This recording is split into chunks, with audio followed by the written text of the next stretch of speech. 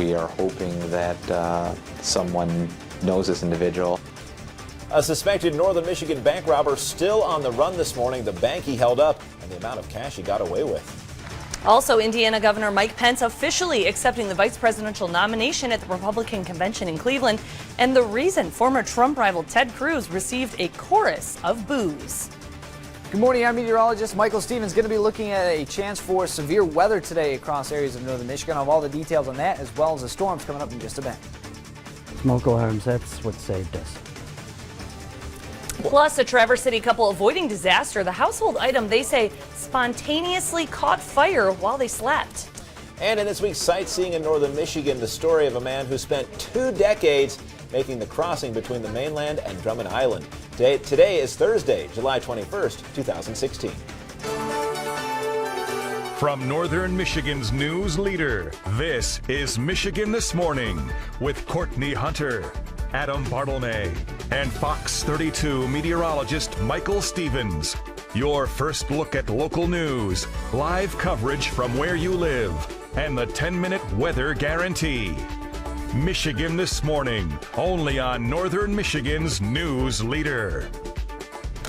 Good morning, Northern Michigan. It is 7:01 Michigan This Morning, looking live in Traverse City, waking up to some warm, humid conditions across the area, and Michael Stevens is saying that with all of that, it's kind of a soupy atmosphere that's going to create some storms. Today is not the day to be doing a lot of crazy, intense work outside, if you can avoid it. Right. Oh, you don't do that? What? I You're go putting me out. on blast? I go out and I start lifting those heavy weights, like in my yard. Just start doing bench. Just one after another reps. Yeah. Just repping. No. Yesterday No. I did 3 sets of 10 of 300. That was great. Kid yourself. Right. And it was what, 300 pounds? 300 grams. Oh. Take a look at what we for the slight risk. We do have a slight risk for severe weather. It's right now over in the western UP, areas towards Wisconsin, western UP. That is where they do have these severe storms on a line that is working its way to the east. This will be reaching areas of the eastern UP as well as the Lake Michigan shoreline around noon. So if you have any plans of being outside or have any activities today, just keep in mind this will be here around noon and will continue to work through northern Michigan this afternoon and evening. So right now we do have a severe thunderstorm watch for Luce County in our viewing area. Wouldn't be surprised if that watch slides to the east a little bit later this morning, but a watch just means conditions are favorable to pop up some severe weather. Warnings mean it's happening or it's imminent, and we don't have any warnings for our viewing area yet. But temperatures right now in the mid-60s to mid-70s across northern Michigan. It's hot, it's humid. Today will be in the mid-80s to mid-90s. So as Kaylin mentioned, if you're going to be out prolonged period of time, drink a lot of water, take care of our four-legged friends, and just stay away from the sun the next few days because it will be hot, pushing 100 degrees for your feel-like temperatures. I'll have more on that as well as your severe weather coming up in just a bit. Okay, thanks a lot, Michael. An armed bank robber is still on the loose this morning, and police need your help finding him. Police say just after 4 yesterday afternoon, the man told both tellers at the Fifth Third Bank in Big Rapids that he had a gun and demanded money. They're now looking for a white man in his late 20s to early 30s, medium build, around 5'6" tall. He was wearing an orange shirt, black ball cap, dark blue jeans, and black tennis shoes. No customers were inside the bank during the robbery, and although the robber said he had a gun, he never showed one to the tellers. Police say the man made off with about $5,600. If you have any information, you are asked to call police. Today's the fourth and final day of the Republican National Convention. Donald Trump is expected to formally announce his party's nomination for President of the United States. Indiana Governor Mike Pence officially accepting the nomination for Vice President last night. But Pence's moment became overshadowed by bad blood between Donald Trump and former rival Ted Cruz. The Texas senator was booed during his speech as he failed to endorse the candidate.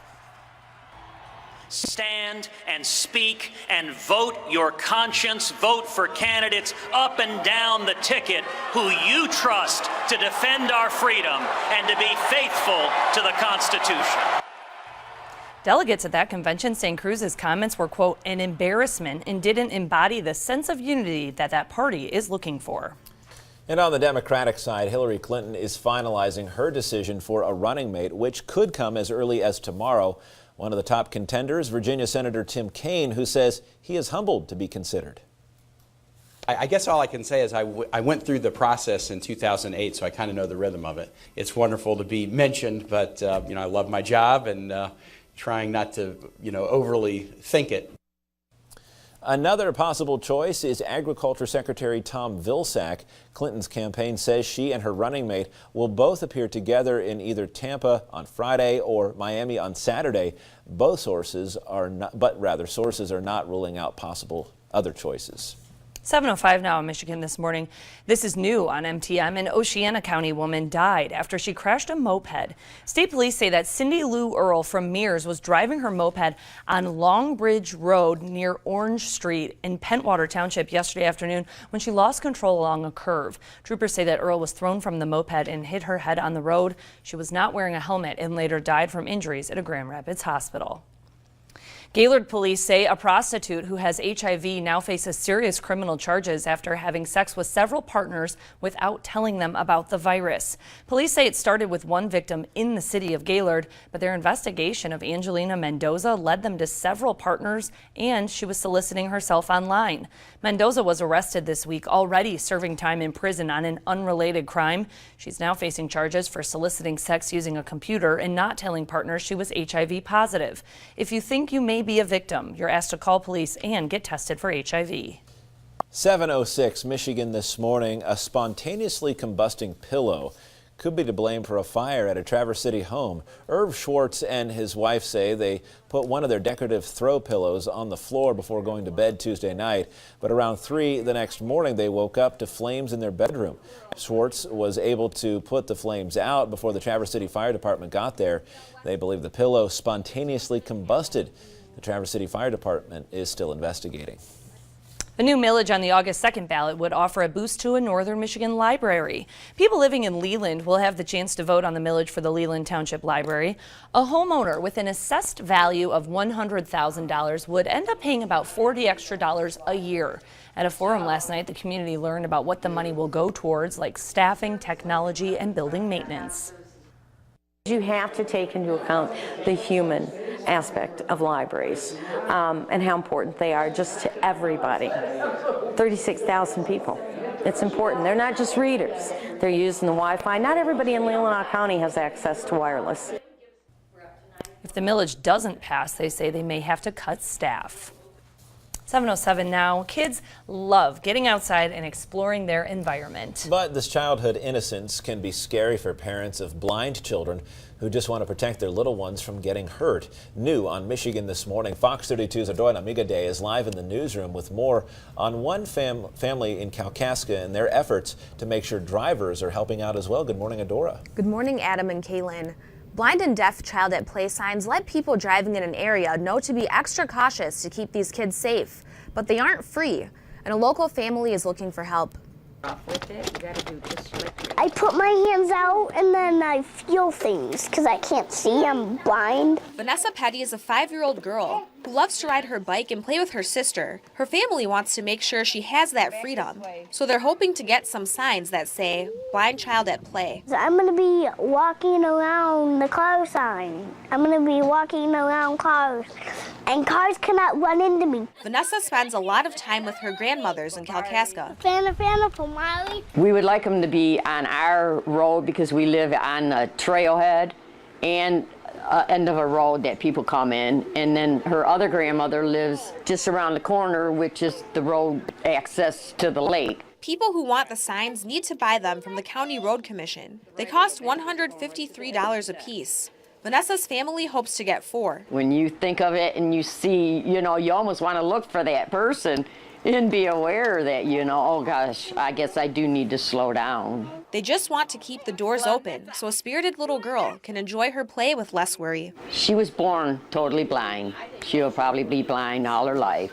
We said she's healthy, she's happy. Caterpillar is spelled. Whatever world we create for her is the world that she will live in. The family has a fundraiser page on GoFundMe, and there's a link to that on our website, mifox32.com. Live in the newsroom, I'm Adora Namigadeh from Michigan This Morning.